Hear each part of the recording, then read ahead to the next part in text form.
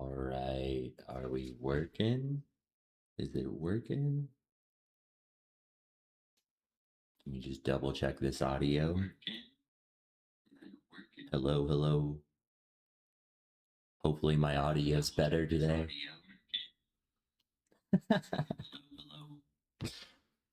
All right, I think we're good. Getting back into Genesis. Let's see how it goes. Bear with me for any audio issues, but yeah, we should be able to get right back into it. Hopefully finish Genesis today. Maybe get a little bit more into other things. But just see how it goes. All right. Got some pictures for you as well. Hopefully this works out. And we'll go ahead and keep going forward. All right, Genesis 40. Let me take a little sip of water. All right, Genesis 40. Listen and enjoy. Hopefully you learn something. Genesis 40. And it came to pass after these things that the butler of the king of Egypt and his baker had offended their lord, the king of Egypt. And Pharaoh was wroth against the two of his officers, against the chief of the butlers, and against the chief of the bakers. And he put them in ward in the house of the captain of the guard, into the prison, the place where Joseph was bound. And the captain of the guard charged Joseph with them and served them. And they continued a season in ward.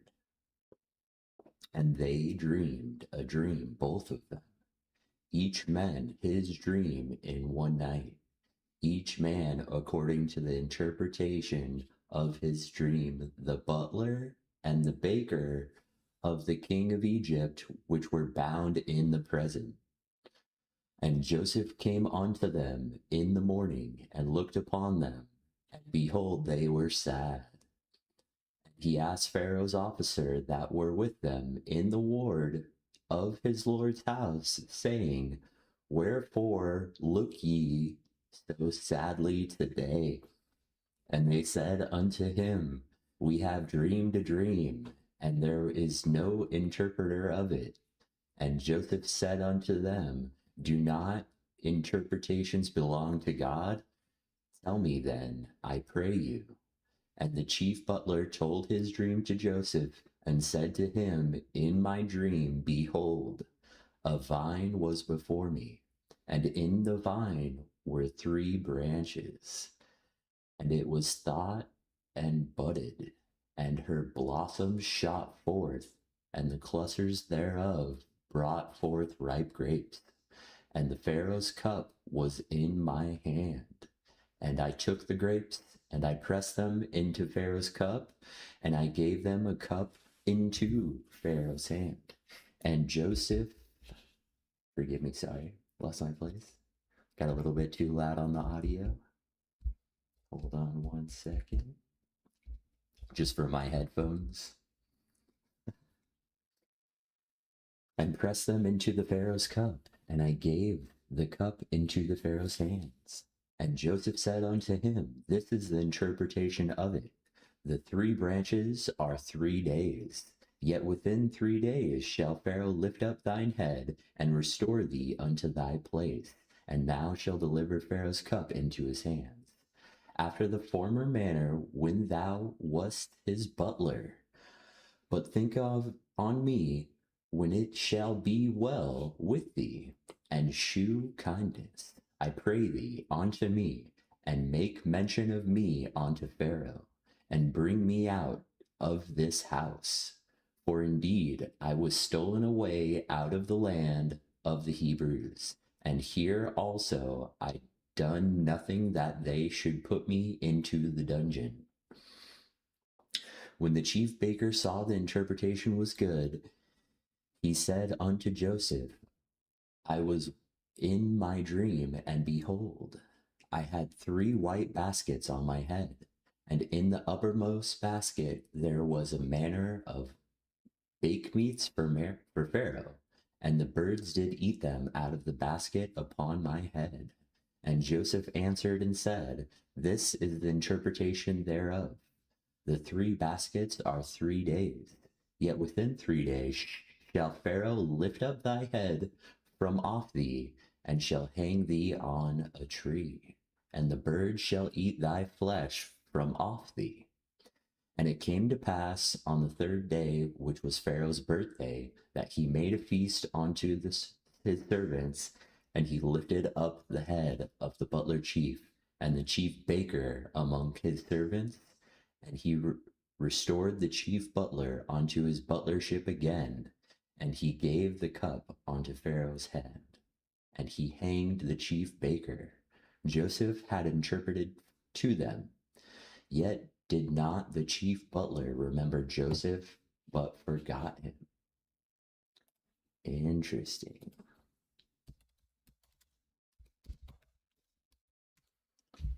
All right, let's see some context for these verses.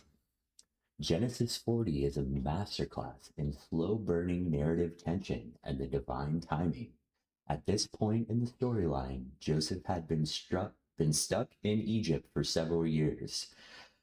He has survived being sold to his brothers, handled Pothar's predatory wife, and is now locked in a subterranean dungeon running daily operations for the chief jailer. This chapter transitions Joseph from a simple prisoner into a recognized interpreter of the supernatural, introducing 2 high-ranking royal officials whose dreams will eventually serve as his literal golden ticket out of the abyss. The chapter opens up with a massive palace security shakeup in Pharaoh's inner cabinet. 2 of the most highly trusted elite officials in the empire, the chief butler and the chief baker, commit an unspecified offense against the king of Egypt. The high stakes nature of these offices in the ancient world, the royal cupbearer and the chief baker weren't low-level kitchen staff. They were top-tier, fiercely vetted security assets. Because poisoning was the primary method of political assassination, these men stood between the pharaoh and his death every single day. If a plot was suspected, or if a fly ended up in the royal wine or a stone in the royal bread, they were instantly suspected of treason. Pharaoh throws them both into a maximum high security prison managed by Pothar. Because of their high political status, the captain of the guards assigns Joseph to be their personal high-end concierge and caregiver. After the officials spend quite a while in jail, they both experience vivid, haunting, and bizarre nightmares on the exact same night. When Joseph walks into their cells the next morning to deliver their breakfast, his deep emotional intelligence pops off the page. He looks at their faces and asks a beautifully empathetic question. Wherefore look ye so sadly today? They respond with absolute frustration. We have dreamed a dream, and there is no interpretation of it. Locked away from the specialized elite guard of Egyptian dream interpreters, they feel spiritually blind. Joseph instantly redirects their panic away from the human magicians towards Yahweh, issuing a core theological statement. Do not interpretations belong to God? Tell me them, I pray you. The chief butler goes first, outlining a vivid, fast-forward vision of agricultural prosperity. The vision, a massive grapevine appears with the distinct branches. It buds, blossoms, and shoots out ripe, bursting clusters of grapes. Pharaoh's personal cup is in the butler's hand. He squeezes the fresh grape juice into the cup and hands it directly to the pharaoh. Joseph doesn't hesitate for a single second. Driven by divine insight, he decodes the dream instantly. 3 branches equals 3 days. The interpretation: within 3 days, Pharaoh will lift up Butler's head and restore him back to his high-paying job at the palace, where he will hand wine to Pharaoh just like old times. Realizing this man is about to have direct daily access to the ruler of the superpower world, Joseph lets his professional boundaries drop and makes a desperate, heartbreaking play for his own freedom. But think on me, when shall well be thee, which shall be well with thee, and shew kindness, I pray thee, unto me, and make mention of me unto Pharaoh, and bring me out of this house. For indeed I was stolen away out of the land of the Hebrews, and here also have I done nothing that they should put me into the dungeon. This rare, raw glimpse into Joseph's internal trauma. He reminds the butler that he is an innocent kid caught in a horrific human trafficking nightmare. The butler nods, presumably promising to help. Seeing that the butler received a highly favorable, joyous interpretation, the chief baker eagerly steps forward to recount his own visions, assuming it will yield the same happy result. The vision of the baker has 3 white baskets stacked directly on top of his head. The top basket is packed with all kinds of gourmet baked meats for Pharaoh. Wild predatory birds fly down and aggressively eat the food straight out of the basket on his head, while he stands there paralyzed. Joseph looks at the baker and with unflinching, agonizing honesty delivers a devastating verdict. 3 baskets equals 3 days. Within 3 days, Pharaoh will lift up thy head from off thee, meaning the baker will be beheaded. His body hung on a tree to rot, and wild scavenger birds will peel the flesh from his bones. 3 days later, Pharaoh throws a massive, lavish gala to celebrate his royal birthday. In the middle of the festivities, he calls for a grand judicial review of his jailed cabinet members. Everything plays out down to the absolute millimeter of Joseph's predictions. The chief butler, fully pardoned and restored to his post, handing a cup to the Pharaoh. The chief baker, sentenced to death and publicly hanged on a tree. The chapter closes on one of the most agonizing, frustrating cliffhangers in ancient literature. Joseph sits at the bottom of the dark dungeon, listening to the birds outside, counting the hours, waiting for the royal guard to knock on the door and with his release papers. But the final verse drops a crushing blow of human apathy. Yet did not the butler remember Joseph, but forgot him. The butler got his comfortable lifestyle back, stepped into his place of privileges, and completely blanked on the Hebrew boy who had saved his sanity in the dark. Joseph is left abandoned in silence of the present, blocked for 2 more grueling years. A brutal stretch of time that will thoroughly test his endurance before Pharaoh experiences his own midnight panic attack in chapter 41. Very cool. All right, breaking into chapter 41. Let's get some more context ready. Got the thumbnail. Genesis 41. And it came to pass at the end of 2 full years that Pharaoh dreamed, and behold, he stood by the river. And behold, there came up out of the river 7 well-favored kine and fat-fleshed, and they fed in a meadow. And behold, 7 other kine came up after them out of the river, ill-favored and lean-fleshed, and stood by the other kine upon the brink of the river. And the ill-favored and lean-fleshed kine did eat up 7 well-favored fat kine. So Pharaoh awoke, and he slept and dreamed the second time. And behold, 7 ears of corn came up on one stalk, rank and good. And behold, 7 thin ears and blasted with the east spring after them. And the 7 thin ears devoured the 7 rank and full ears. And Pharaoh awoke, and behold, it was a dream. And it came to pass in the morning that his spirit was troubled. And he sent and called for all the magicians of Egypt, and all the wise men thereof. And Pharaoh told them his dream, but there was none that could interpret them unto Pharaoh. Then spake the chief butler unto Pharaoh, saying, I do remember my faults this day.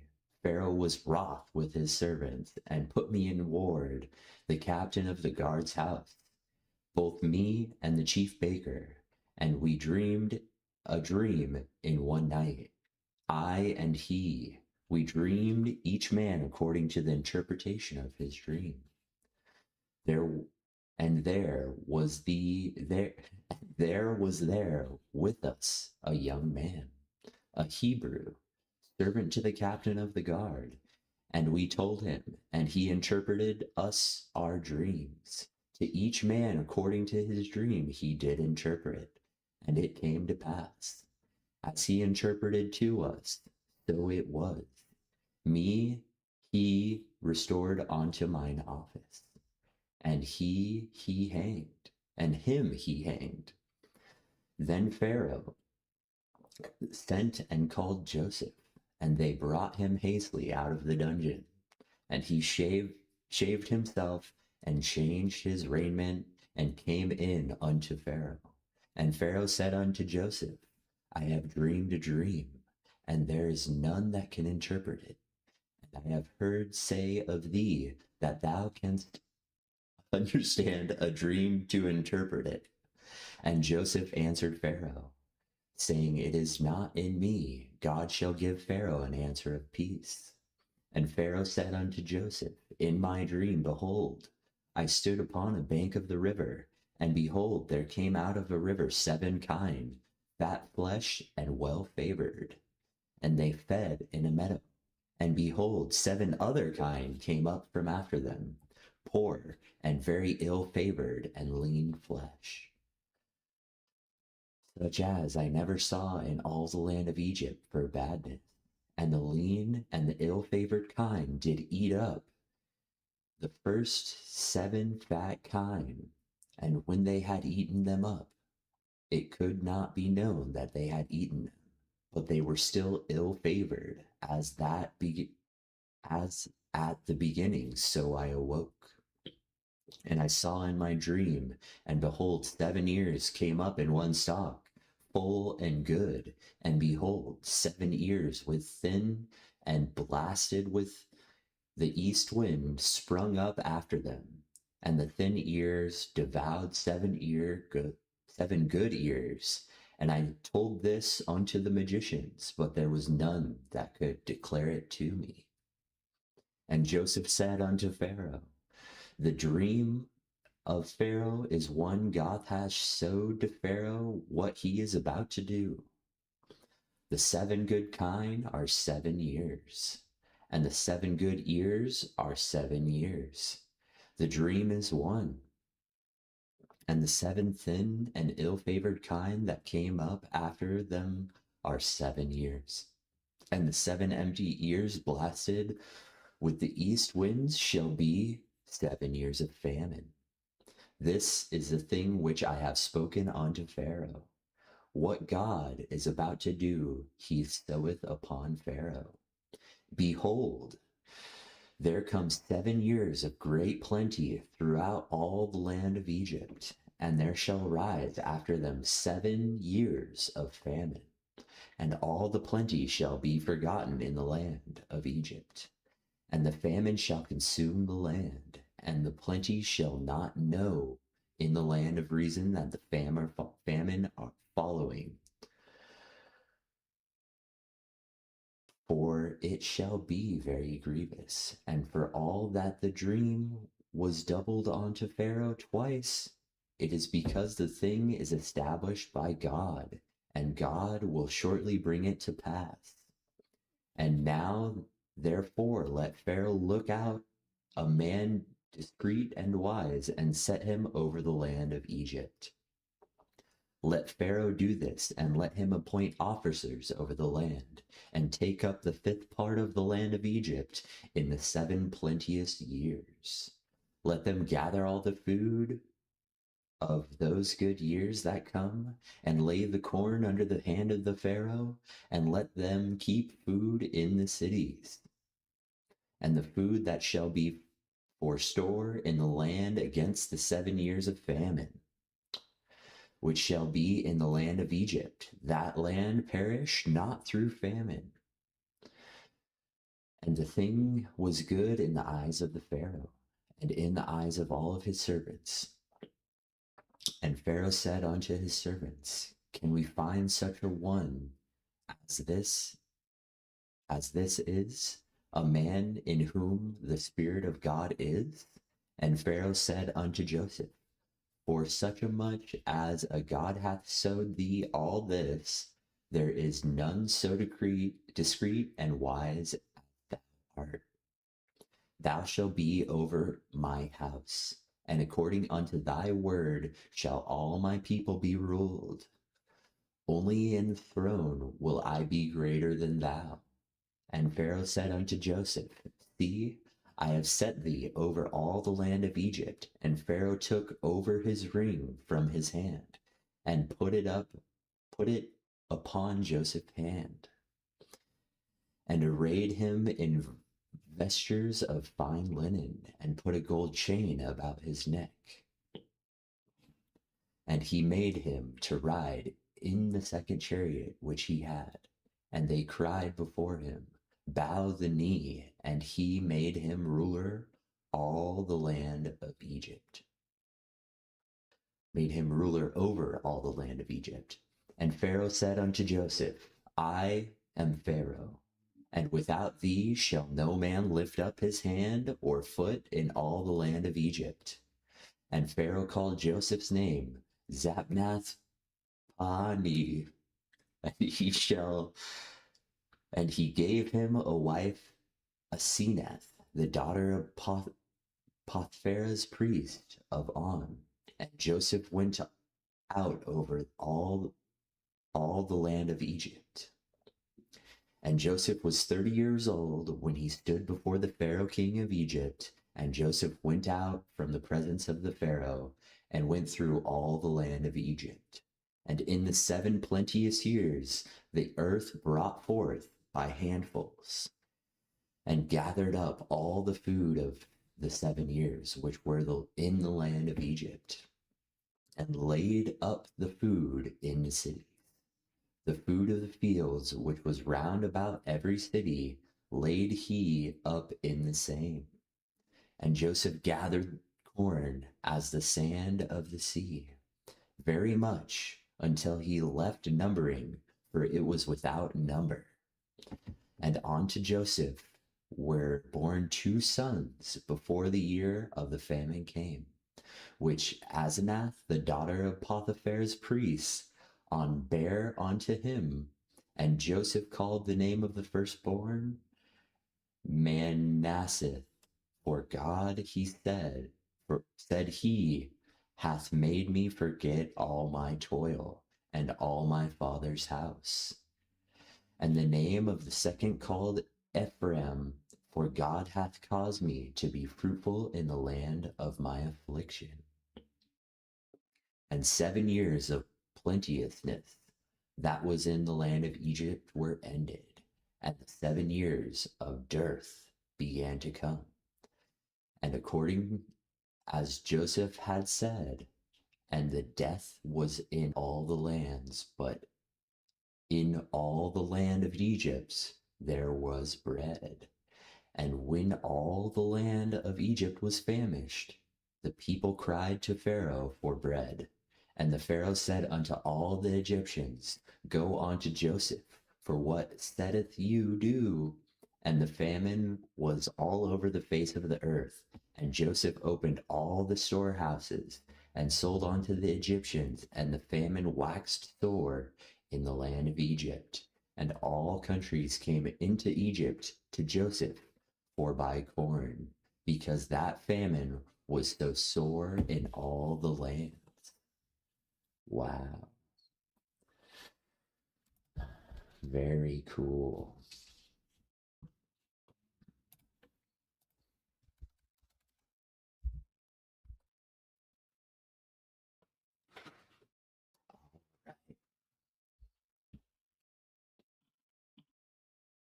Go ahead and get a little bit more context on this chapter.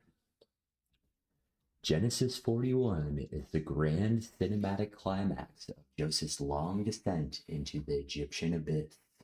Before being sold as a slave at 17, falsely accused at 27, and abandoned by the chief butler to rot in a dungeon for 2 more grueling years, Joseph is now 30 years old. In a single 24-hour period, a series of bizarre royal nightmares causing the gears of the Egyptian empire to shift violently. Joseph is dragged from the floor of the prison cell straight into the right hand of the Pharaoh, becoming the second most powerful man on the planet. The chapter opens with the absolute ruler of the superpower world experiencing a pair of deeply haunting supernatural nightmares. Dream 1, the Nile cattle. Pharaoh is standing by the sacred Nile River. 7 fat, beautiful, healthy cows emerge from the water and graze on the reeds. Suddenly, 7 wrenched, emancipated, skeletal cows rise up behind them and completely swallow the fat cows whole, yet remain just as starving and skeletal as before. 7 plump. Dream 2. 7 plump, healthy, golden ears of grain sprout from a single stalk. Then 7 thin, wind-blighted, shriveled ears sprout up and devour the healthy ears. In ancient Egypt, cows and the Nile were symbols of Isis and Osiris, the gods of fertility and agriculture. To see the symbols of life and abundance violently consumed by death and starvation struck absolute terror into the royal court. Pharaoh wakes up in a cold sweat. He summons the Hartumen, the elite guild of state magicians, astrologers, and dream interpreters. They audit the dreams, but they hit an absolute wall of silence. No one can provide a cohesive explanation that satisfies Pharaoh's psychological pain. Seeing that the absolute chaos in the throne room, the chief butler suddenly experiences a massive jolt of conscience. He steps forward and confesses his past crime. I do remember my faults this day. He recounts how 2 years prior, in the royal prison, a young Hebrew slave had decoded his and the baker's dream with terrifying precision. Pharaoh issues an immediate emergency royal extraction order. The text notes the intense cultural precision of Joseph's transition in verse 14. They bring him hastily out of the dungeon. He shaves his face and head and changes his clothes and enters the presence of the Pharaoh. To an ancient Israelite, a thick beard was a sacred symbol of masculine dignity and identity. But to the elite Egyptians, facial and body hair was viewed as unclean, beastly, and a sign of low social status. To stand before the divine king of Egypt, Joseph had completely stripped away his Hebrew appearance, shaving smooth to look like an elite Egyptian bureaucrat. Pharaoh looks down from his throne at the shaved young man and says, I have heard say of thee that thou canst understand a dream to interpret it.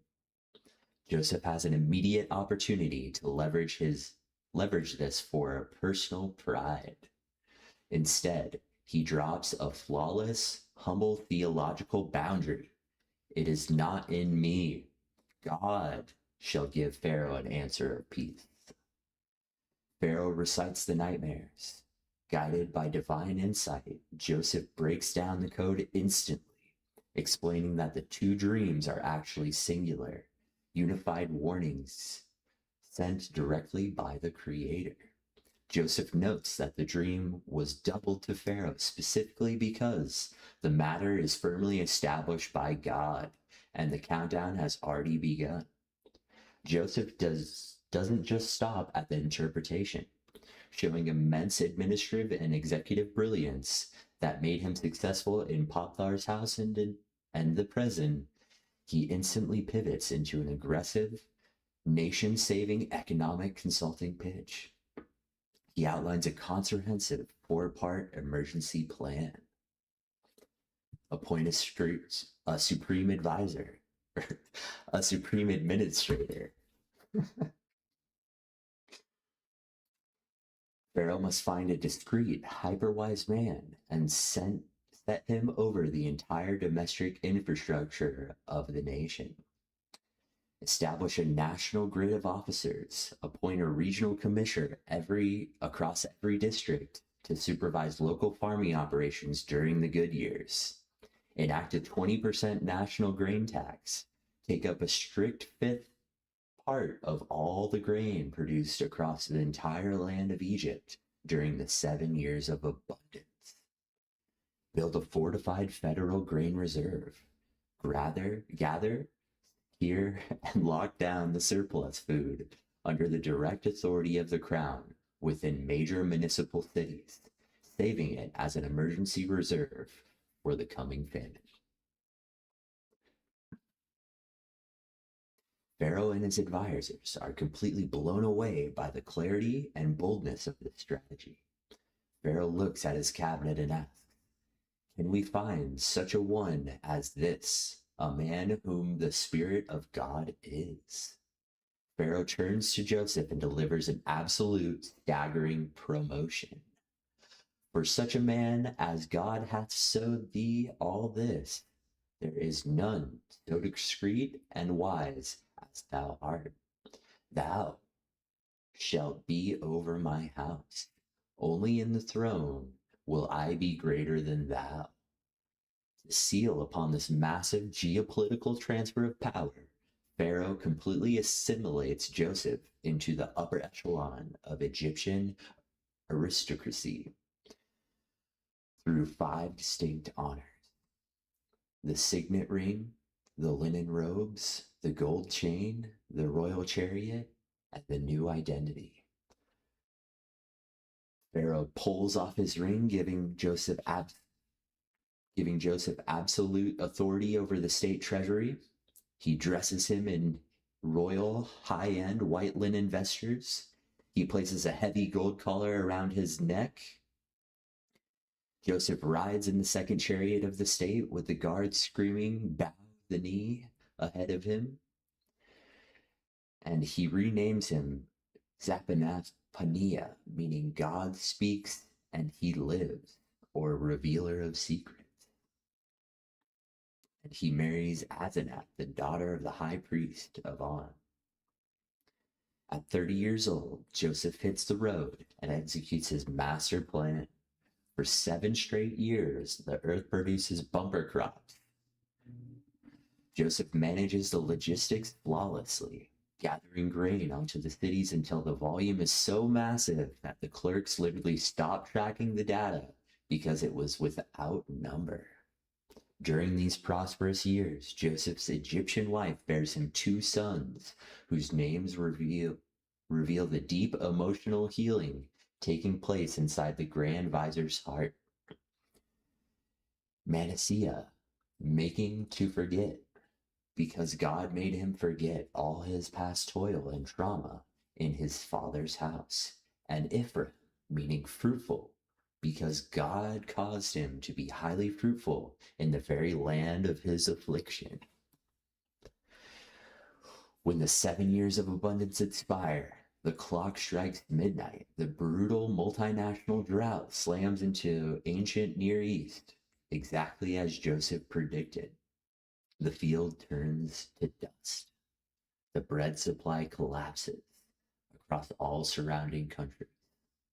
But down in Egypt, because of one man's integrity and economic foresight, the storehouses are bursting with food. Pharaoh tells the starving masses, "Go on to Joseph. What he saith, you to you do." As lines of desperate, hungry people from all over the known world began to pack their bags to travel down to Egypt to buy food from Joseph, the stage is perfectly set for chapter 42 up in Canaan.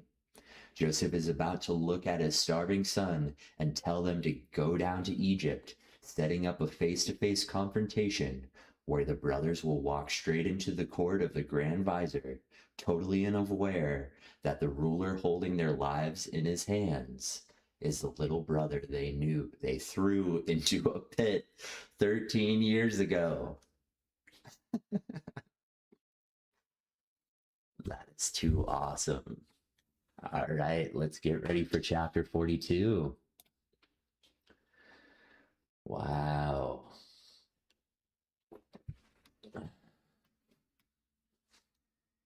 His brethren visit.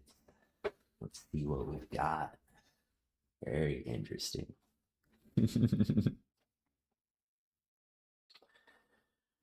All right. Very curious to see what the AI thumbnail looks like. Oh man, Joseph's brother in Egypt. Genesis 42, his brethren visits. Now Jacob saw there was corn in Egypt, and Jacob said unto his sons, "Why do ye look upon another?" And he said, "Behold, I have heard that there is corn in Egypt. Get you down thither and buy us from thence, that we may live and not die." And Joseph's 10 brethren went down to buy corn in Egypt. But Benjamin, Joseph's brother, Jacob sent not with his brethren, for he said, "Lest peradventure mischief befall him." And the sons of Israel came to buy corn amongst those that came, for the famine in the land of Canaan, for the famine was in the land of Canaan, and Joseph was the governor over the land, and he it was that sold to all the people of the land. And Joseph's brethren came and bowed down themselves before with their faces to the earth. And Joseph saw his brethren, and he knew them, but made himself strange unto them, and spake roughly unto them. And he said unto them, "Whence come ye?" And they said, "From the land of Canaan, to buy food." And Joseph knew his brethren, but they knew him not. And Joseph remembered the dreams which he dreamed of them, and said unto them, "Ye are spies. To see the nakedness of the land, ye are come." And they said unto him, "Nay, my lord, but to buy food are thy servants come. We are all one man's son. We are true men, thy servants are no spies." And he said unto them, "Nay, but to see the nakedness of the land ye are come." And they said, "Thy servants are 12 brethren, the sons of one man in the land of Canaan. And behold, the youngest is this day with our father, and one is not." And Joseph said unto them, "That is it that I spake unto you, saying, Ye are spies. Hereby ye shall be proved. By the life of Pharaoh ye shall not go forth hence, except your youngest brother come hither. Send one of you, and let him fetch your brother, and ye shall be kept in prison, that your words may be proved, whether there be any truth in you, or by the life of the Pharaoh, surely ye are spies. And he put them all together into the ward 3 days.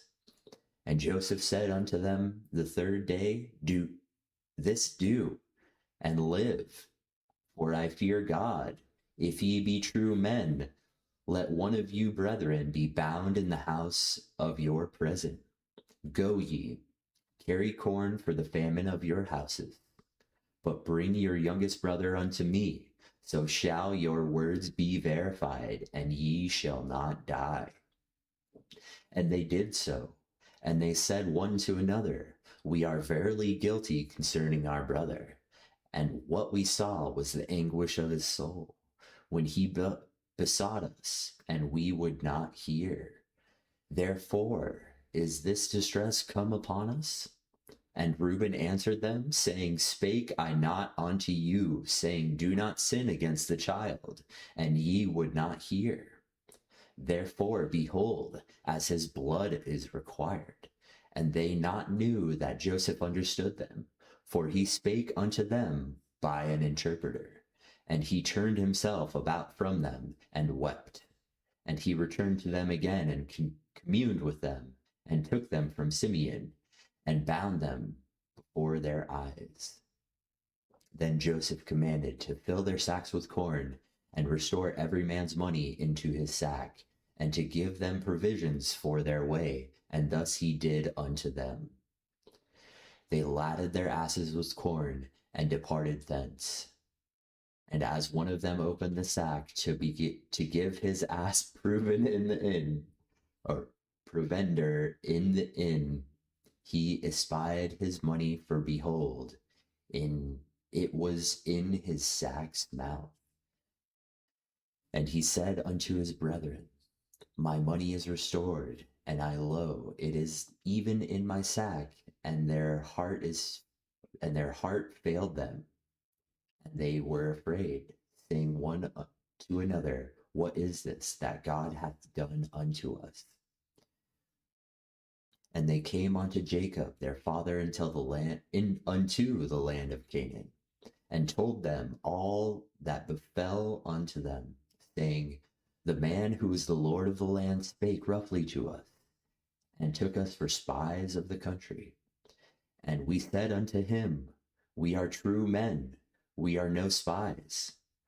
We be 12 brethren, sons of our father. One is not, and the youngest is the day with our father, the land of Canaan. And the Lord of the country said unto us, Hereby I shall know ye are true men. Leave one of your brethren here with me, and take food for the famine of your households, and be gone, and bring your youngest brother unto me. Then shall I know that ye are no spies, but that ye are true men. So deliver your brother, and ye shall traffic in the land. And it came to pass, as they emptied their sacks, that behold, every man's bundle of money was in the sack. And when both they their father saw the bundles of money, they were afraid.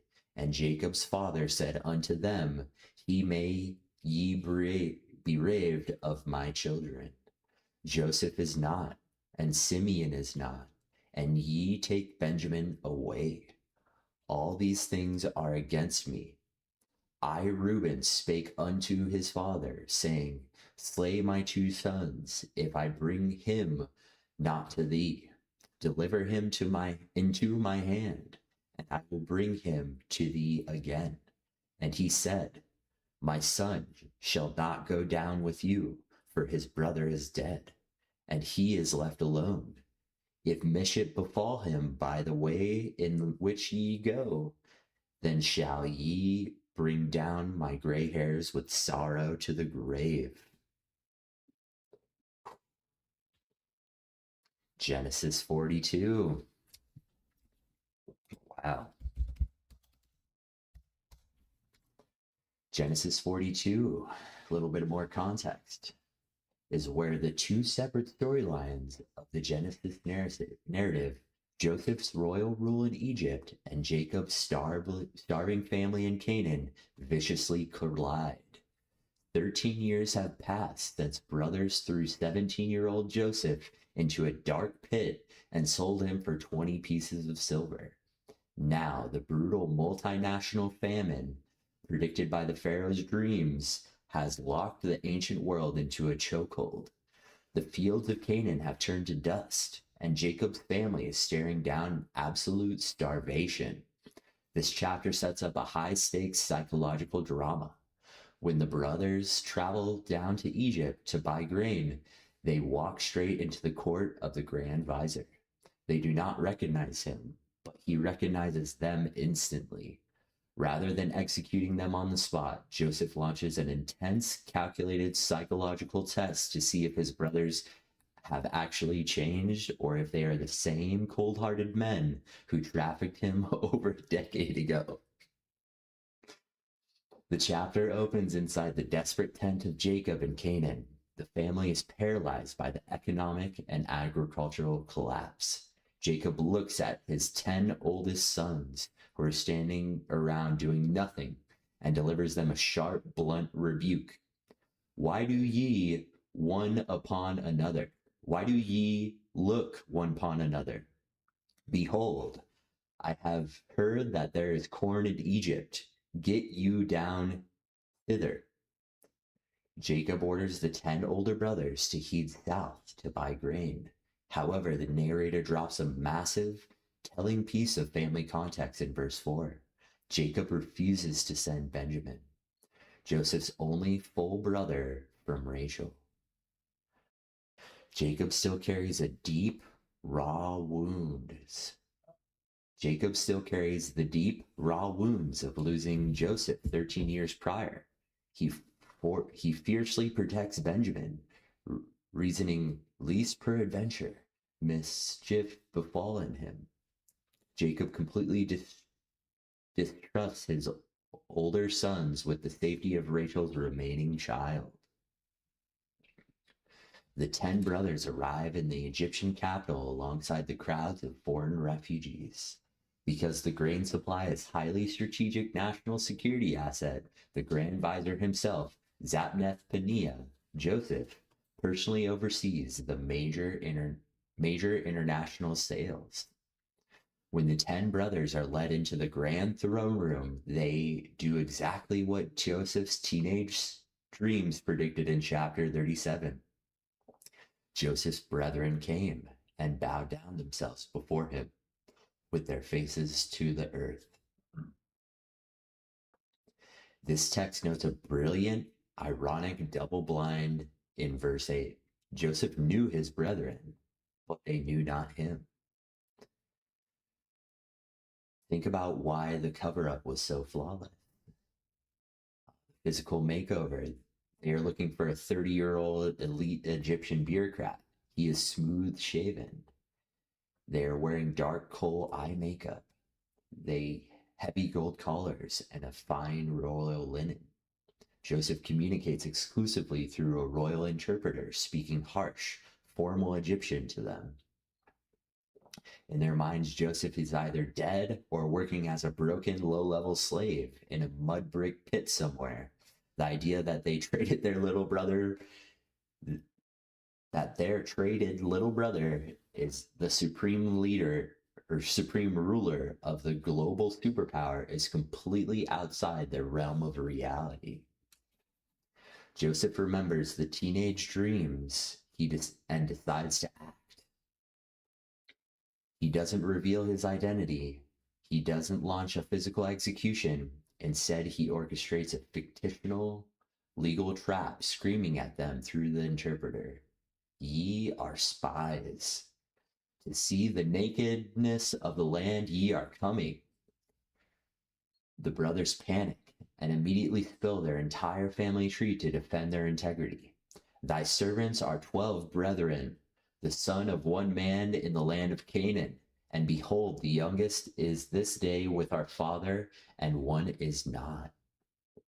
When they utter this phrase, and one is not, meaning dead or missing, They are standing directly in front of the very one they are talking about. Joseph uses their own testimony to spring his trap. He declares that they prove they aren't spies. They must send one brother back to Canaan to bring their youngest brother Benjamin down to Egypt, while the rest rot in prison. To show he means business, Joseph throws all 10 of them into a dark prison cell for 3 days. By throwing them into a pit for 3 days, Joseph gives them a direct, agonizing taste of what they did to him in Dothan. On the 3rd day, Joseph adjusts the terms of the trap, demonstrating that he operates under the fear of God. This do and live, for I fear God. He alters the contract. Only one brother will remain behind as a hostage in chains, while the other 9 can take grain back to their starving families and return with Benjamin. Believing the Egyptian ruler cannot understand their native language, the brothers turn one another inside the courtroom and experience a massive raw awakening of corporate guilt. We are verily guilty concerning our brother, in that we saw the anguish of his soul when he besought us, and we were not here.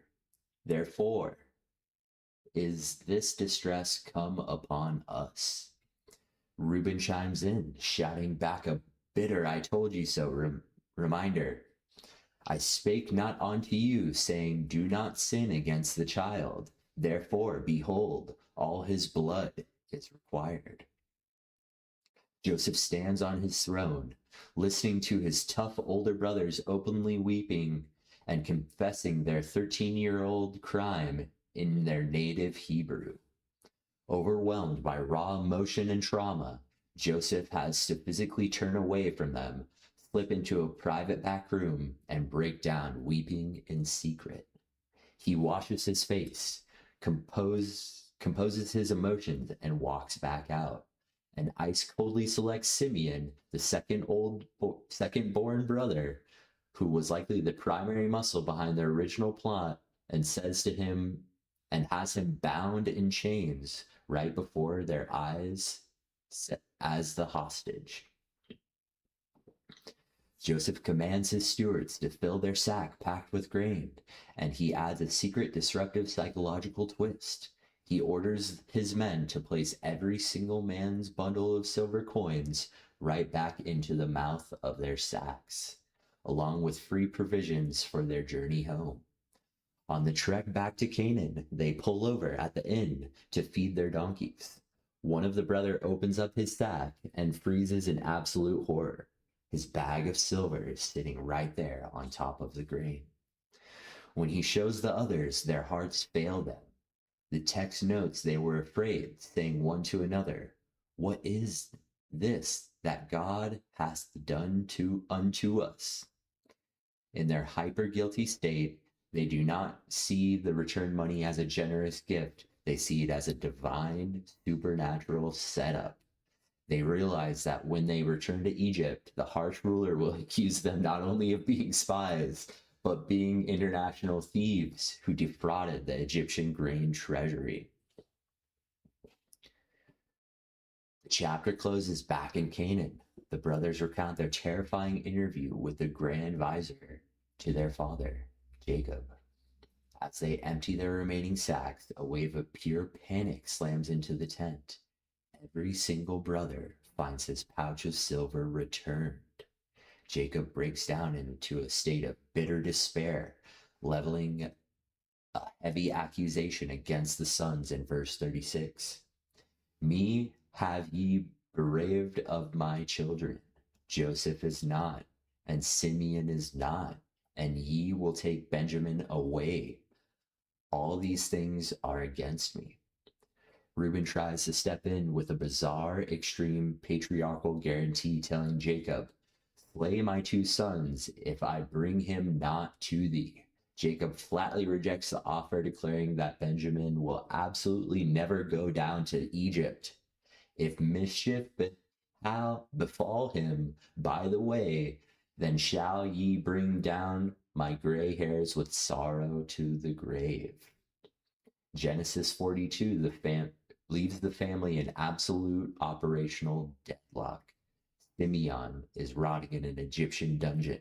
The grain supply is ticking away, and Jacob is completely refusing to budge on Benjamin. But as chapter 43 will soon prove, when the food completely runs out and the bellies of his grandchildren start rumbling, Jacob will be forced to make the most terrifying gamble of his life. Wow.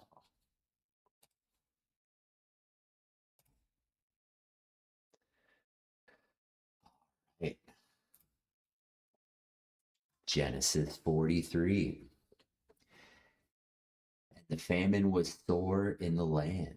And it came to pass, when they had eaten up the corn which they had brought out of Egypt, their father said unto them, Go again and buy us little food. And Judah spake unto him, saying, The man did solemnly protest unto us, saying, Ye shall not see my face, except your brother be with you.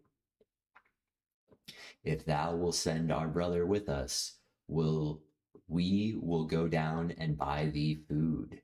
But if thou wilt not send him, we will not go down. For the man said unto him, Yes, unto us, ye shall not see my face, except your brother be with you. And Israel said, Wherefore dealt ye so ill with me, as to tell a man whether ye had yet a brother? And they said, The man asked us straightly of our state and of our kindred, saying, Is your father yet alive? Have ye another brother? And we told him accordingly to the tenor of these words. Could we certainly know that he would say, Bring your brother down? And Judah said unto Israel his father, Send the lad with me, and I will arise and go, that we may live and not die, both we and thou, and also our little ones. I will be surety for him, if my hand shall thou require him, if I bring him not unto thee, and set him before thee, then let me bear the blame for everyone. For except we had lingered, surely now we had returned this second time. And their father Israel said unto them, If it must be so now, do this. Take the best fruits in the land in your vessels and carry down the man as present. A little balm, a little honey, spices and myrrh, nuts and almonds, and take double money in your hand, and the money that was brought again in the mouth of your sacks, carry it again in your hand. Peradventure it was an oversight. Take also your brother, and arise, and go unto the man. And the God Almighty give you mercy before the man, that he may send away your other brother and Benjamin. If it be bereaved of my children, I am bereaved. And the men took that present, and they took the double money in their hand, and Benjamin, and rose up, and went down to Egypt, and stood before Joseph. And when Joseph saw Benjamin with them, he said to the ruler of his house, Bring these men home, and slay and make ready, for these men shall dine with me at noon.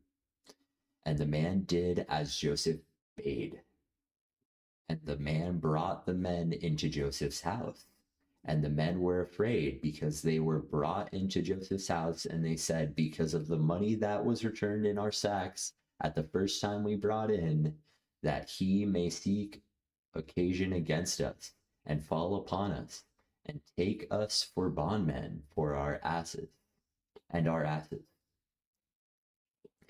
they came near to the steward of Joseph's house, and they communed with him at the door of his house, and said, O sir, we came indeed down to the first time to buy food. And it came to pass, when we came to the inn, that we opened our sacks, and behold, every man's money was in the mouth of his sacks. Our money was in full weight, and we have brought it again in our hand.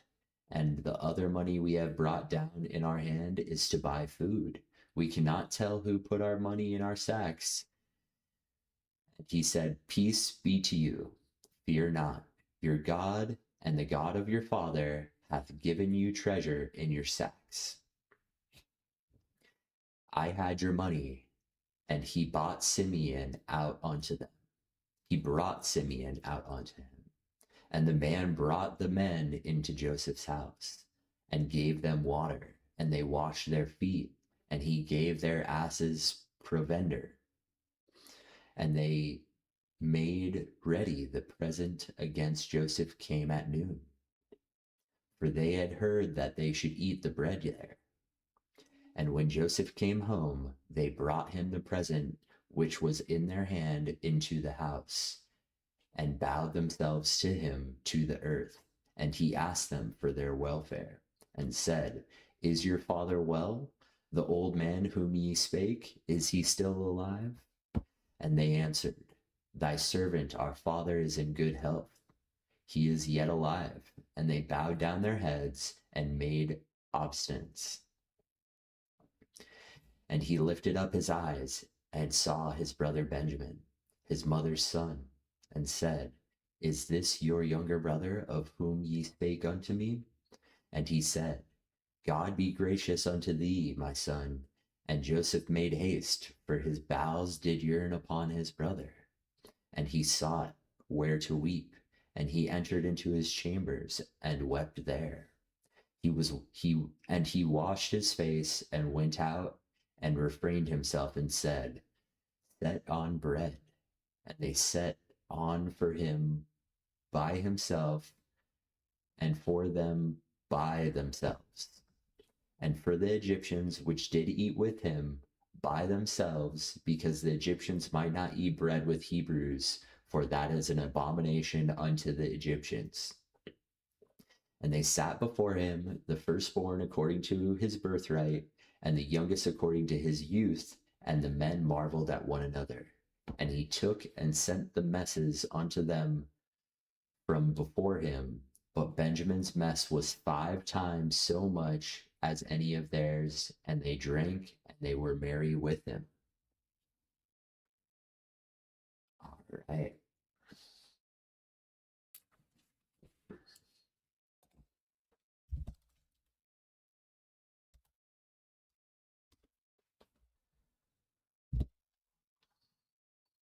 Genesis 43 is the intense transitional chapter where the operational deadlock in Canaan is broken.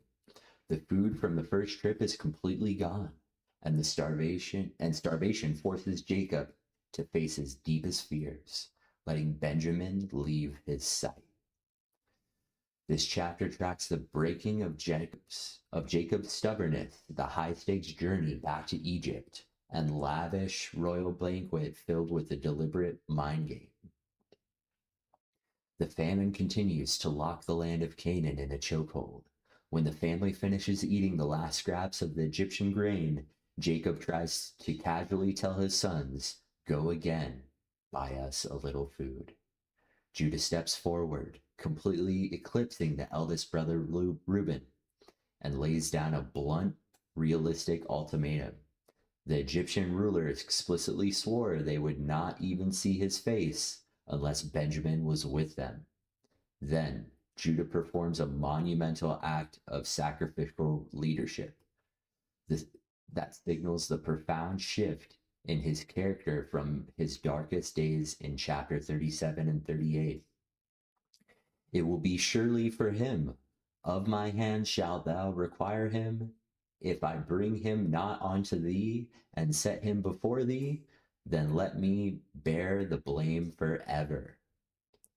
Realizing he has absolutely no chance if the family is going to survive, Jacob finally cracks.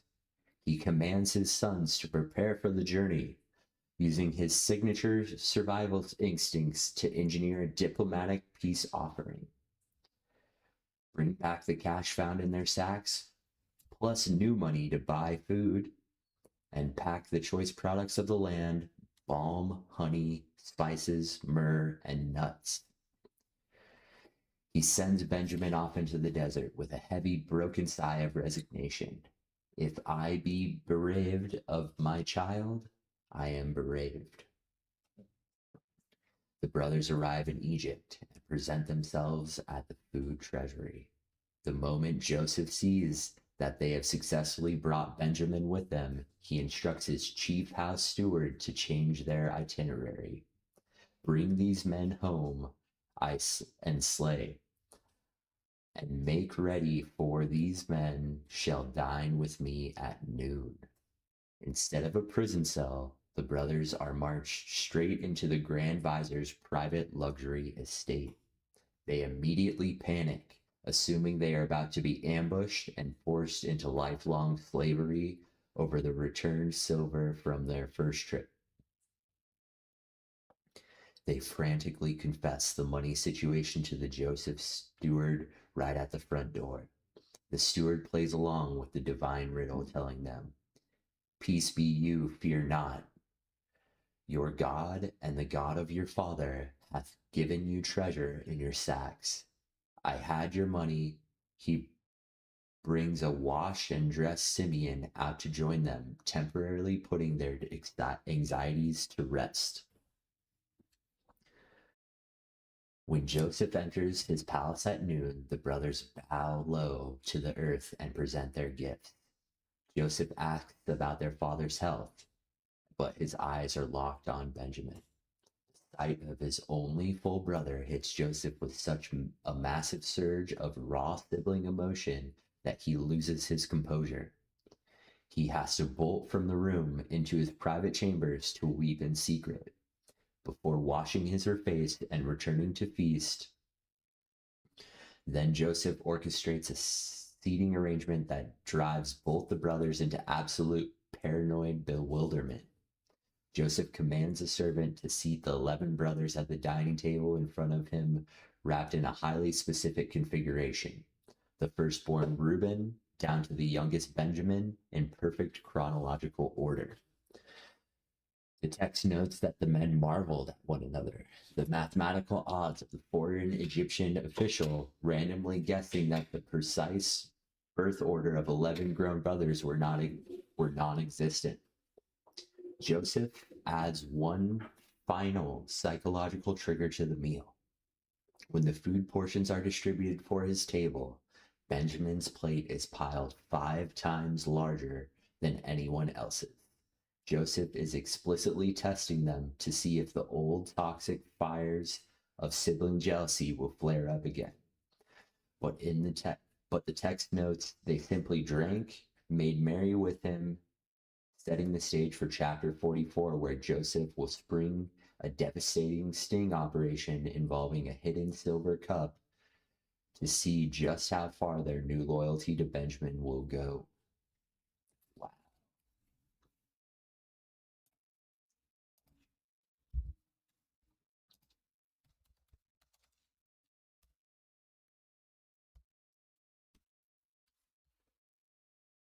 Right. Genesis 44. And he commanded the steward of his house, saying, "Fill the men's sacks with food, as much as they can carry, and put every man's money in his sack mouth, and put my cup, the silver cup, in the sack's mouth of the youngest, and his corn money." And he did according to the word that Joseph had spoke. As soon as the morning was light, the men were sent away, they and their asses. And when they were gone out of the city, and yet far off, Joseph said unto his steward, "Up, follow after the men, and when thou dost overtake them, say unto them, Wherefore have ye rewarded evil for good?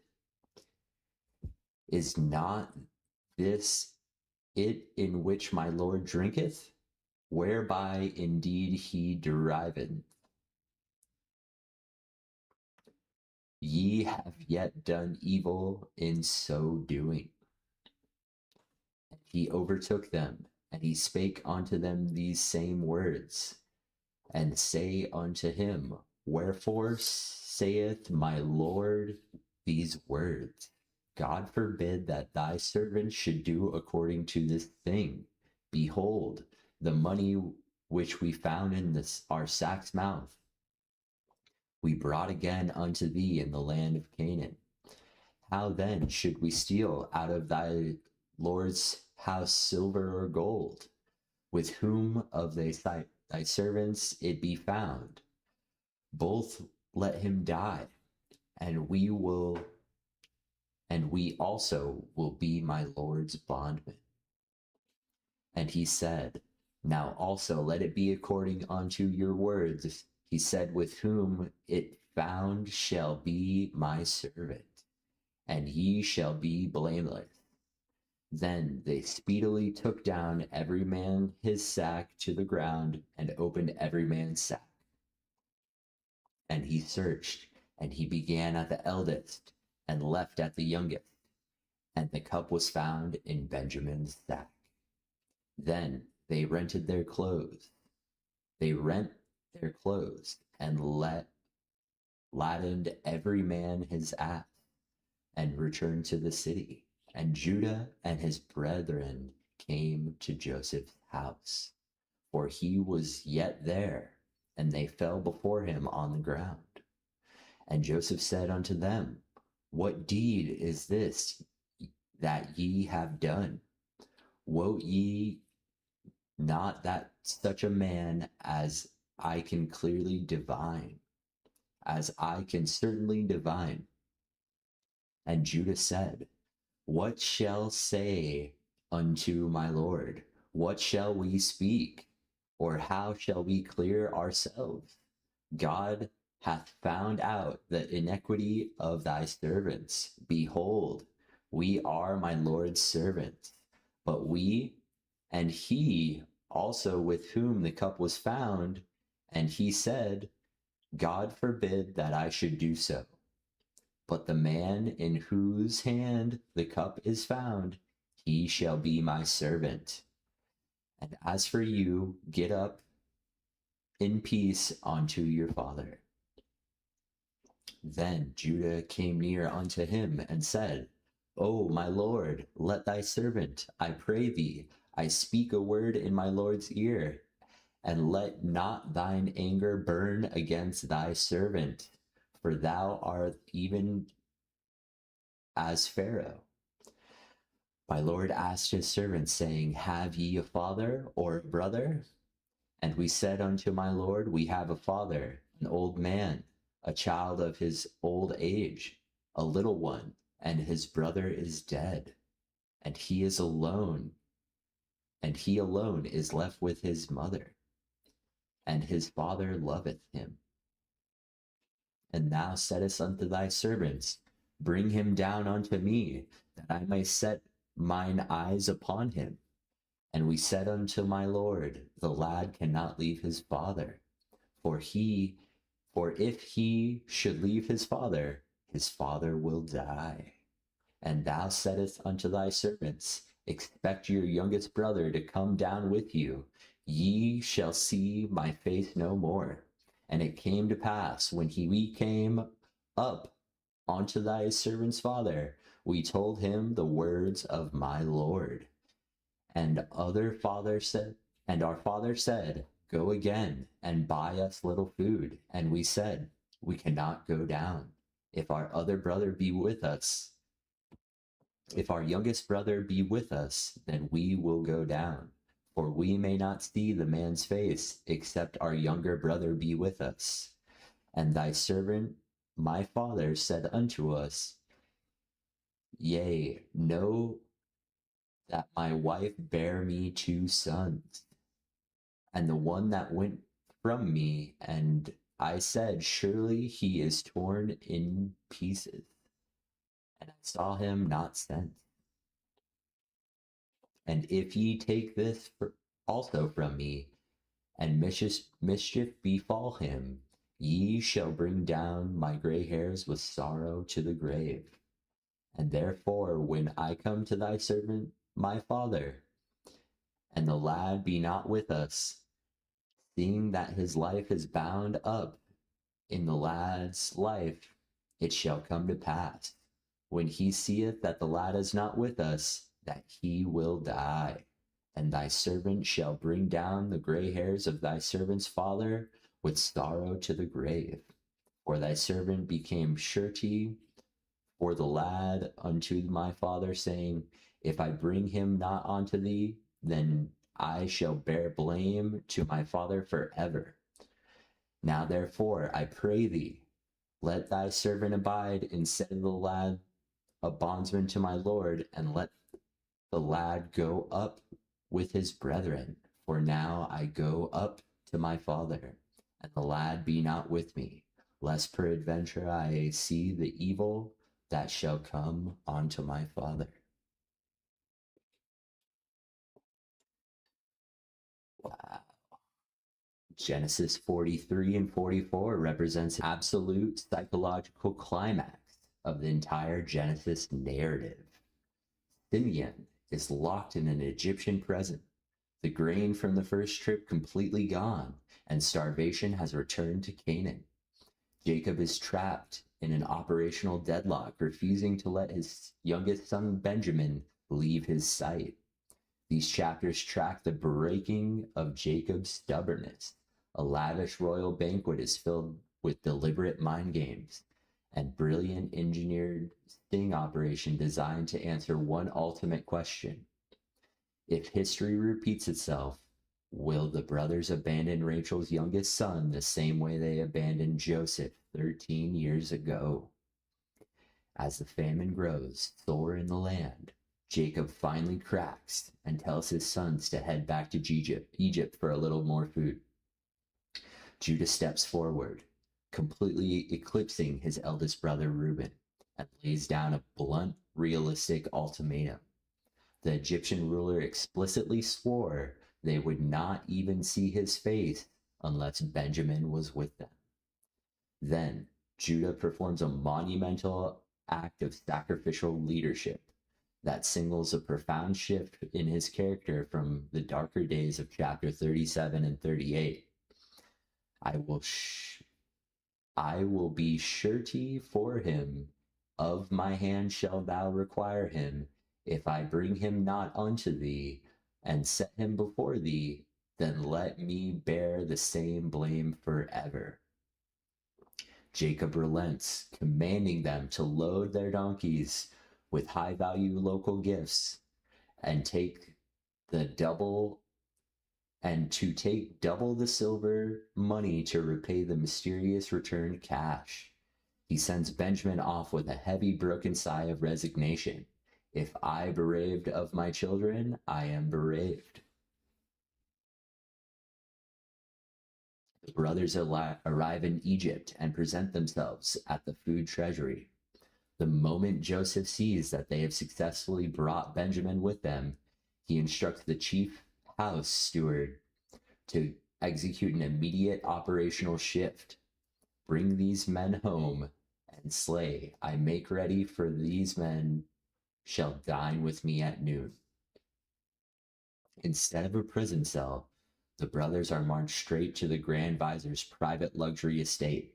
They panic, assuming that they are about to be ambushed and forced into lifelong slavery for the returned silver.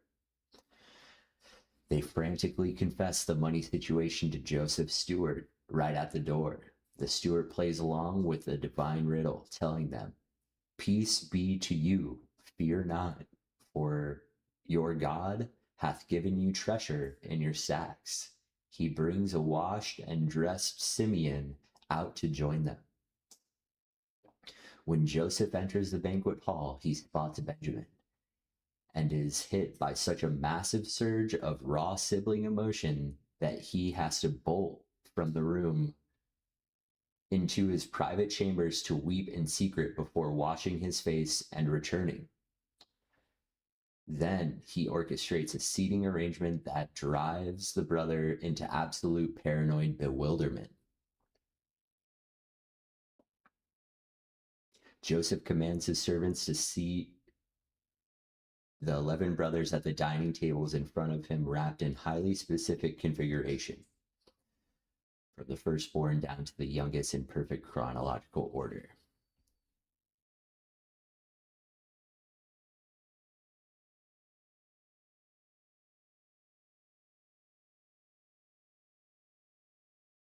The text notes that the men marveled at one another and the mathematical odds of the foreign Egyptian official randomly guessing the precise birth order of 11 grown brothers were not existent. Joseph then adds one psychological trigger. When the food is distributed, Benjamin's plate is filled 5 times higher than anyone else's. Joseph is testing them to see if the old toxic fires of sibling jealousy will flare up again, but the text notes they simply drank and made merry with him.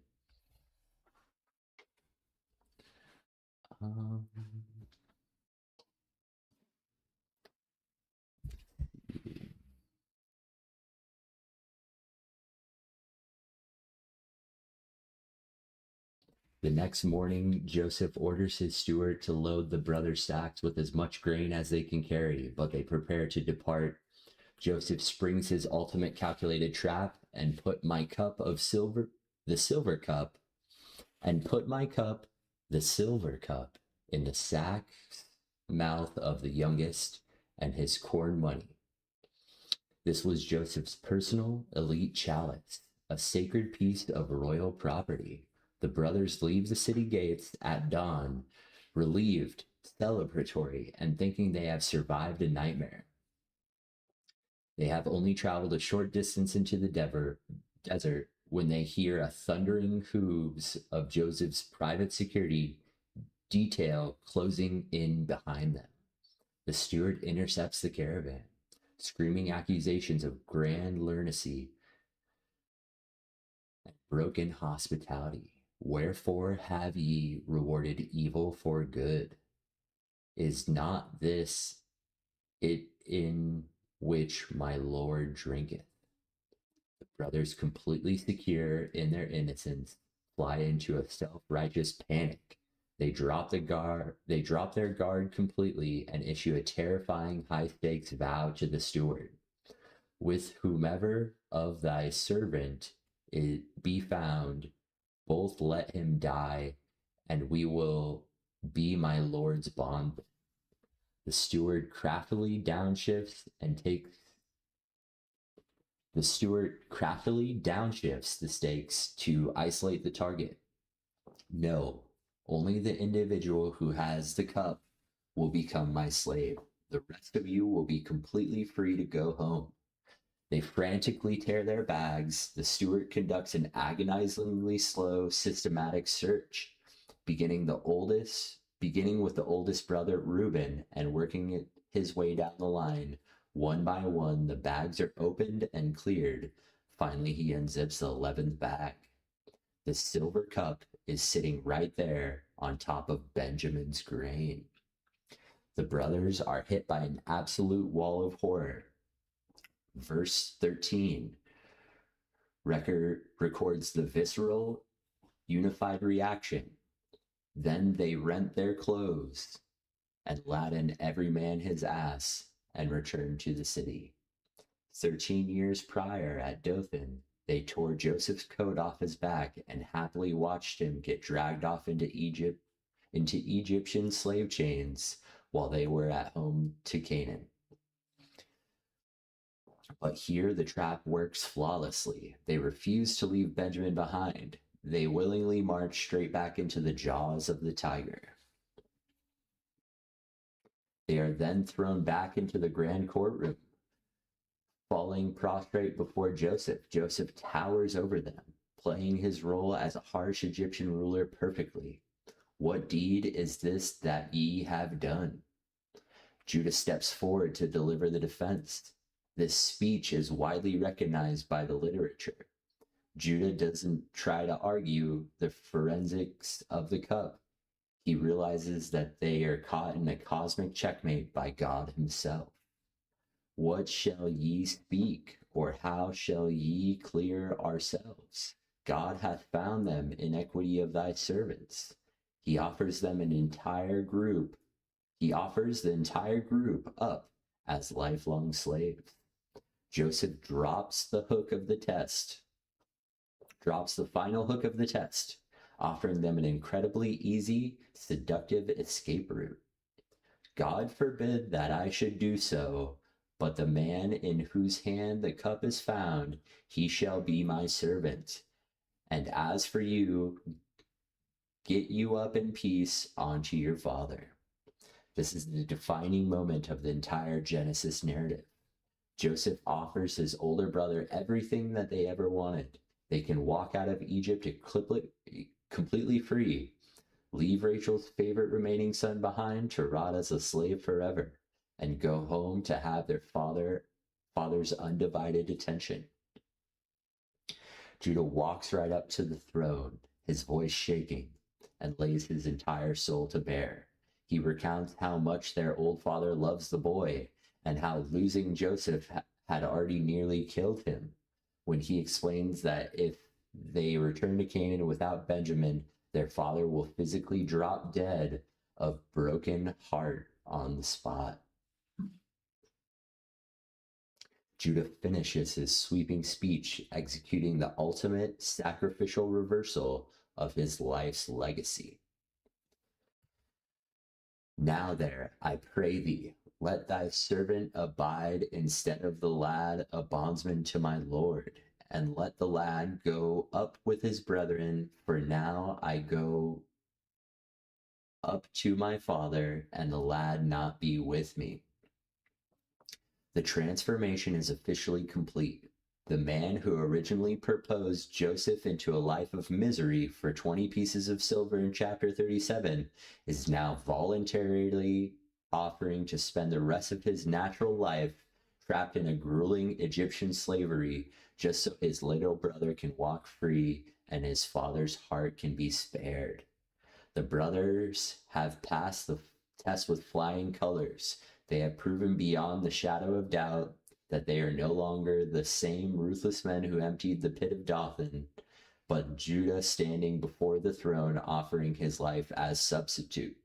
Joseph's cold, calculated administrative task is about to be completely shattered, setting the stage for the most explosive, tear-soaked family reunion in human history in chapter 45.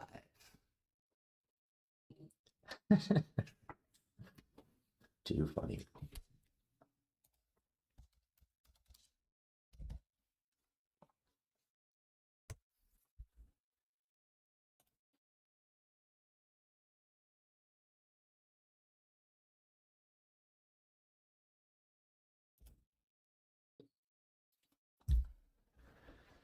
All right.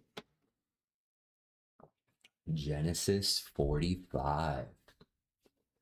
Then Joseph could not refrain himself before them that stood by him, and he cried, "'Tis every man to go out from me," and there stood no man with him. While Joseph made himself known unto his brethren, and he wept aloud. And the Egyptians and the house of the Pharaoh heard. And Joseph said unto his brethren, I am Joseph.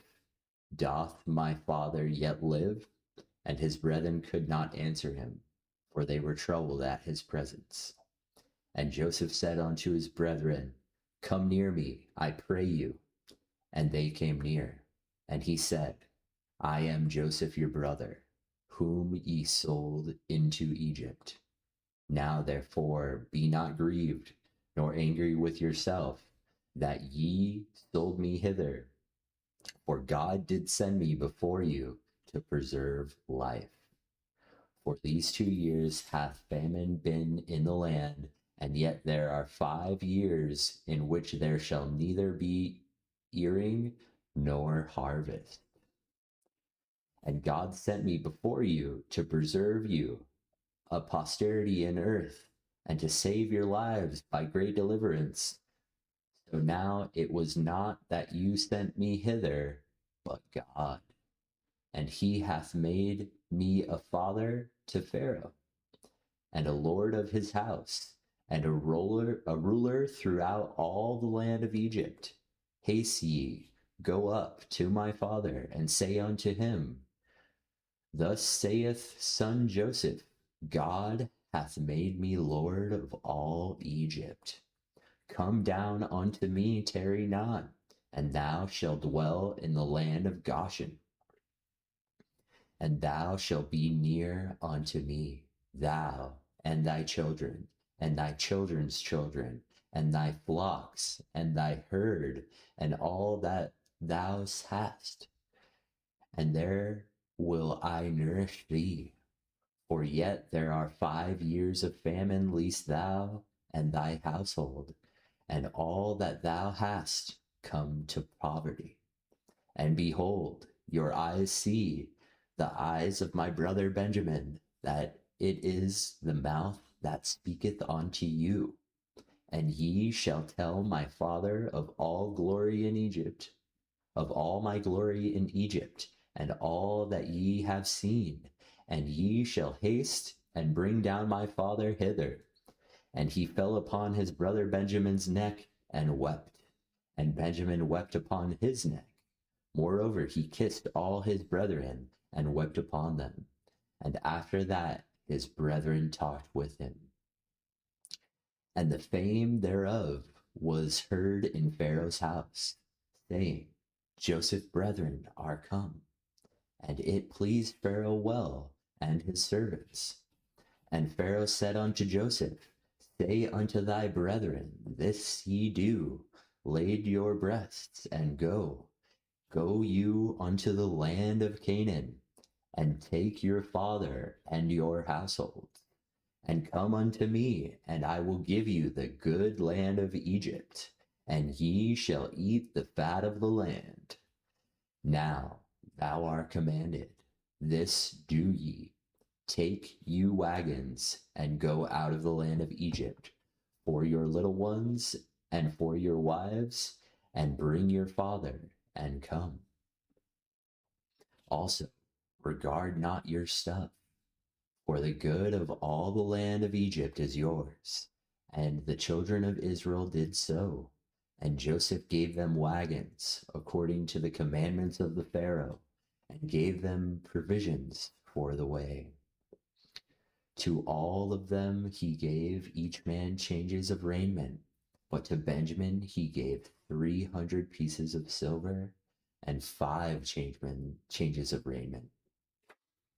And to his father he sent after this manner 10 asses laden with the good things of Egypt, and 10 she-asses laden with the corn and the bread and the meat for his father by the way. So he sent his brethren away, and they departed. And when he said unto them, See that ye fall not out by the way. And they went out of Egypt, and came into the land of Canaan unto Jacob their father, and told him, saying, Joseph is yet alive, and he is governor of all the land of Egypt. And Jacob's heart fainted, for he believed them not. And they told him all the words of Joseph, which he had said unto them. And when he saw the wagons which Joseph had sent to carry him, the spirit of Jacob father revived. And Israel said, It is enough. Joseph, my son, is yet alive. I will go to see him before I die. Wow. Genesis 45 is the explosive, tear-soaked, emotional peak of the entire book of Genesis. For 3 chapters, Joseph has operated behind a cold, ruthless administrative mask, speaking harsh Egyptian through the interpreter, throwing his brothers in prison, and planting a silver cup to frame the youngest brother Benjamin. But at the end of chapter 44, Judah shatters this deadlock by offering to spend the rest of his natural life trapped in a grueling Egyptian slavery to save Benjamin and protect his aging father from a broken heart. Judah proves that the brothers have fundamentally changed. The multi-year psychological test is over. The brothers have passed. Here is a step-by-step breakdown of how the Grand Vizier of Egypt finally tears off his mask and restores his family. The moment Judah finishes his sweeping, sacrificial The moment Judah finishes sweeping sacrificial speech, Joseph completely hits his emotional breaking point. He can no longer maintain his calculated composure. He screams a desperate order to his royal security detail: cause every man to go out from me. He intentionally clears his throne room of all Egyptian guards, translators, and court officials. He refuses to allow the upper echelon of the empire to witness the raw private vulnerability of his family's dark baggage. The moment the doors slam shut, Joseph breaks down into uncontrollable convulsive weeping. Verse 2 notes that he wept so loud that the Egyptians and the house of the Pharaoh heard it. His raw cries echoed straight through the stone walls of the palace. He looked at his terrified, bewildered brother standing before the throne, drops the Egyptian language barrier, and speaks them into their native Hebrew for the first time in over 20 years. I am Joseph. Doth my father yet live? The brothers are hit with an absolute wall of cognitive dissonance and pure panic. The text notes that they could not answer him, for they were troubled at his presence. They are trapped in a room with a man who holds absolute signature authority over the execution squads and the superpower world. And they have just discovered that he is the little brother they ruthlessly trafficked into a pit 13 years ago. Sensing their blind terror, Joseph downshifts his tone and from a soaring sovereign, Sensing their blind terror, Joseph downshifts his tone from a soaring sovereign to a vulnerable brother. He says, "Come near to me, I pray you." They cautiously step forward towards the throne, and he reconfirms the reality of their crime to prove his identity. I am Joseph, whom ye sold to Egypt. But watch how Joseph immediately steps in to neutralize the crippling wave of guilt. He delivers one of the most profound theological declarations in ancient literature, completely reframing the past treason through the lens of divine sovereignty. Now, therefore, be not grieved, nor angry with yourselves, that ye sold me hither, for God did send me before you to preserve life. Joseph outlines the reality of the regional crisis. Nothing that the famine has already raged for 2 years, and that there's still 5 consecutive years remaining where there will be neither earing plow nor harvest. The brothers acted out of pure malice, jealousy, and evil. God took their evil action and weaponized it as the precise logistical vehicle needed to save the world from extinction. Joseph states it definitively in verse 8. So now was not that sent me hither, but God.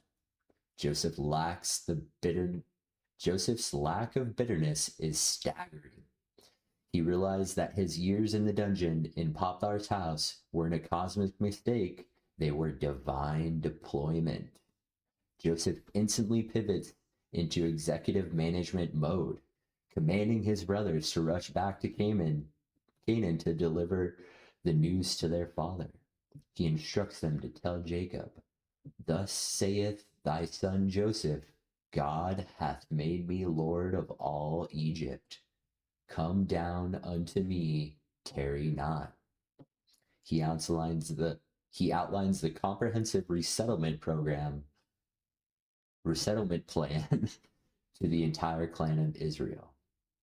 Joseph designates the region of Goshen, the ultra-fertile delta country northeast of Egypt, as their new homeland.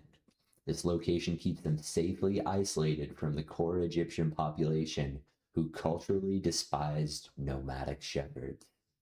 Jacob must pack up his children his grandchildren, his flock, his herds, and everything he owns. Nothing is to be left behind in Canaan. Joseph promised to personally bankroll and feed the entire family estate for the remaining 5 years of agricultural collapse, ensuring they do not come to poverty. With the administrative plan laid out, the centuries of icy family estrangement completely melt away into a beautiful display of physical affection. Joseph falls upon his little brother Benjamin's neck and weeps openly, and Benjamin weeps on his neck. Then Joseph steps down from the guys and systematically throws his arms around every single one of his older brothers, kissing them and weeping over them. The text drops a beautiful redemptive closing note at the end of verse 15. And after that, his brethren talked with him, the toxic communication barrier that began in chapter 37, where the brothers hated Joseph so much that they could not speak peacefully to him, is officially shattered. The family is finally talking again. Word of the dramatic family reunion leaks out of the private chamber and spreads through the corridors of the palace. Joseph's brethren are come. Pharaoh and his entire cabinet are absolutely thrilled because Joseph had single-handedly saved Egyptian empire from economic collapse. Pharaoh wants to bless Joseph's family. He issues a soaring royal decree that upgrades Joseph's invitation into an official state-sponsored immigration mandate. Pharaoh orders the brothers to load their beasts and rush to Canaan. He commands them to take a fleet of royal Egyptian wagons to transport their wives, children, and aging father back south. He delivers a stunning blank check promise. Regard not your stuff, for the good of all the land of Egypt is yours. Joseph sends his brothers out of the city gates. He drops one final, highly perceptive piece of advice in verse 24. See that ye fall not out by the way. In sight behind the warning, Joseph knew his brother's psychology inside and out. He knew that the long walk back to Canaan would be intensely tempted to turn on one another, fighting, finger-pointing, and arguing whoever was most responsible for selling Joseph into slavery. Now that the truth was coming out, he commanded them to keep peace.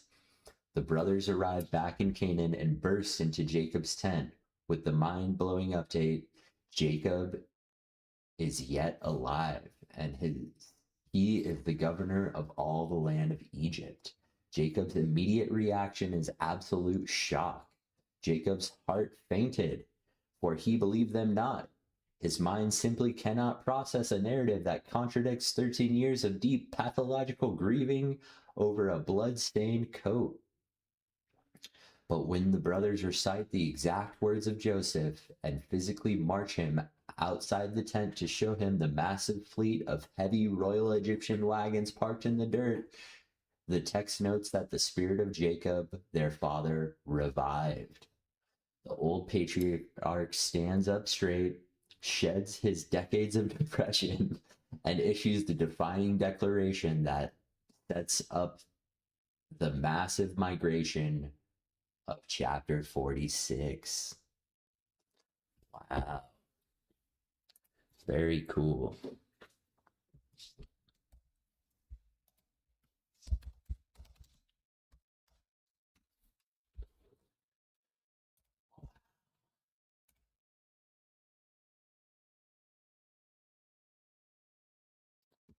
All right.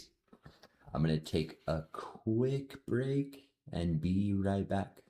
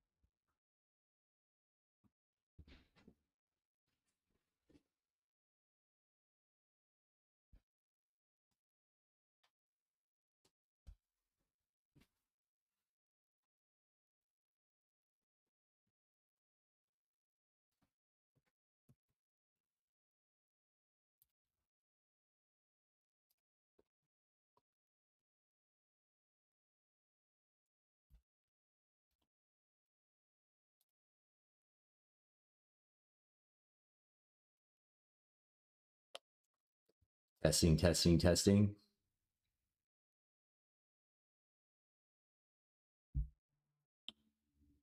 Testing, testing, testing. All right.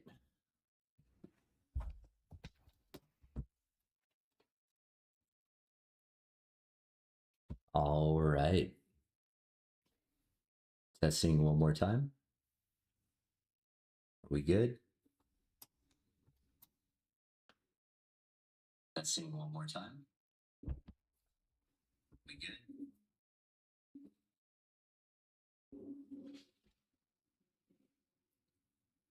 Reset.